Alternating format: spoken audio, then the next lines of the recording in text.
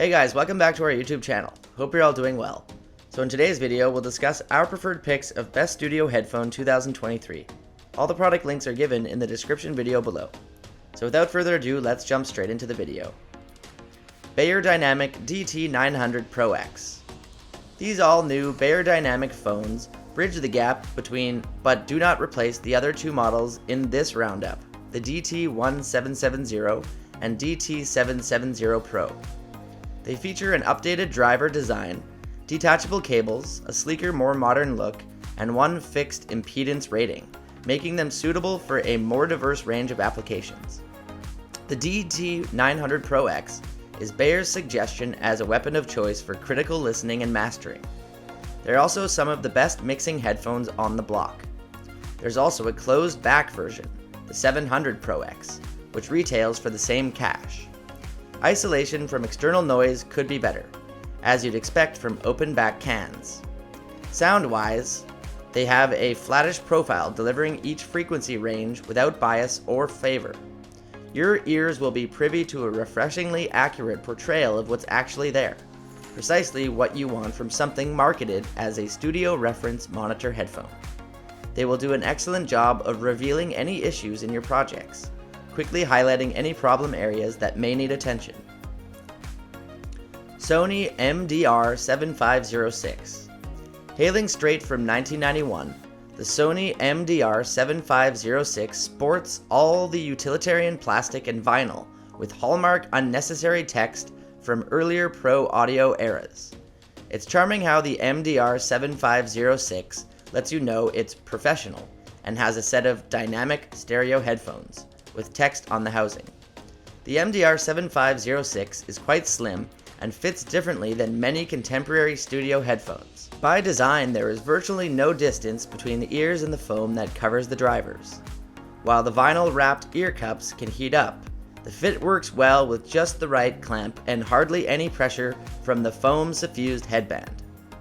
If you need wired over-ear headphones with a studio-style frequency curve, the Sony MDR7506 is still a great set of headphones. It feels sturdy where it's crucial and sounds representative of whatever you feed it. It might be better for folks with glasses because of how it fits.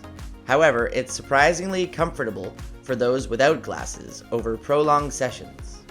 AKG Pro Audio K371. The AKG K371 has a well-balanced and neutral sound profile. Their bass and mid ranges are both remarkably accurate, and their treble range only has a few minor peaks and dips, which likely won't be audible to most people. Unfortunately, they aren't the most consistent between receipts on your head, as their ear cups are prone to leaving gaps. You may notice different bass and treble responses depending on the fit you achieve. Those with glasses will likely need help getting a proper seal. The AKG K371 are decent studio headphones with well-balanced and neutral sound reproduction. They look fairly premium thanks to their faux leather finish and feel reasonably well built despite being mainly plastic. The AKG K371 are comfortable over-ear headphones. They have plush ear cups with thick, soft padding.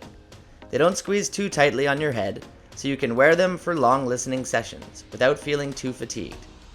Like most over-ear headphones, the AKG K371 isn't the most breathable and traps heat inside the ear cups. These headphones may not be a good option for working out, as you'll likely sweat more than usual. OneOdio. The inside of Monitor 60 from the start with a 50mm dynamic driver promises deep bass and tons of punch. They also have massive ear pads, and the comfort is absolutely perfect. The ear pads are thick and large and provide excellent cushioning for the headphones.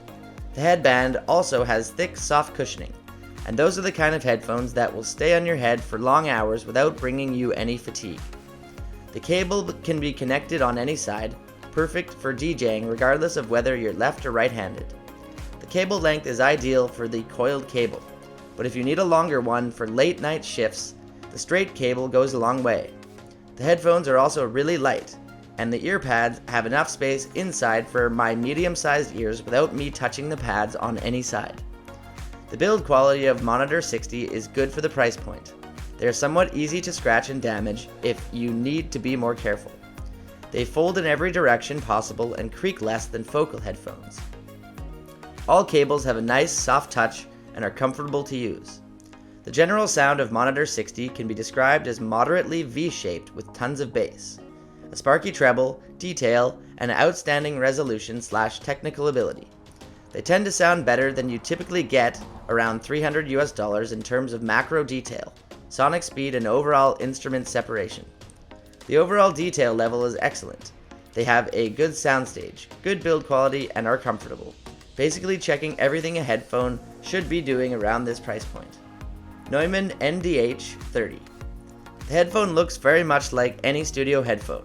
It's utilitarian and essential in the same way as most studio headphones. The M50X comes to mind. Aesthetically, it's just okay. Not what I'd call pretty or exciting looking. But that's not the purpose of these headphones. The overall build is made from high quality stainless steel and aluminum materials. There are some plastic trimmings, but the overall feel is pretty dense, and as a result, it's a bit heavier for this type, coming in at 350 grams. The pads are made of materials similar to Beyer, but they call it cloth-covered foam. The NDH30 is reasonably comfortable headphone. The rounded places are not snug, which may be good to some, but for me it always gives the feeling of being not as secure, even though that may not seem to be the case. The clamp is a little tighter than average, but not a big problem for me. The NDH30 is an open headphone, but it feels more like a semi-open one. Hence, a tiny bit of passive noise isolation is still insignificant. The leakage is not as crazy as fully open headphones like the Hi-Fi Man Sundra. Tascam TH-02. The Tascam TH-02 has a decent studio-looking design but feels cheap once it's in your hands. They have relatively small over-ear cups and a wide headband that's decently well padded. Unfortunately, their all-plastic design could look more durable, creaks a lot, and feels a bit cheap. These headphones have subpar isolation that won't be suitable for commuting or travel. The ear cups are pretty shallow and relatively small, so they need to seal the ear well enough to block the noise of public transit or a busy office environment. These headphones are pretty breathable for an over-ear design, mainly because they don't completely seal the ear like they're supposed to. They will still make your ears fairly warm after a couple hours of listening, but on the upside, they don't get much hotter than typical over-ear headphones. The Tascam TH-02 is one of the most stable headphones. They'll quickly fall off your head if you use them while working out or jogging. Below average for office use. The Tascam TH-02 won't block the ambient chatter of a lively office from seeping into your audio. On the upside, they don't leak much at average volumes, so they will be manageable for your colleagues. Thank you for watching. If you like this video and want to hear more from us, please subscribe to our channel and hit the bell icon to get notified of our new videos.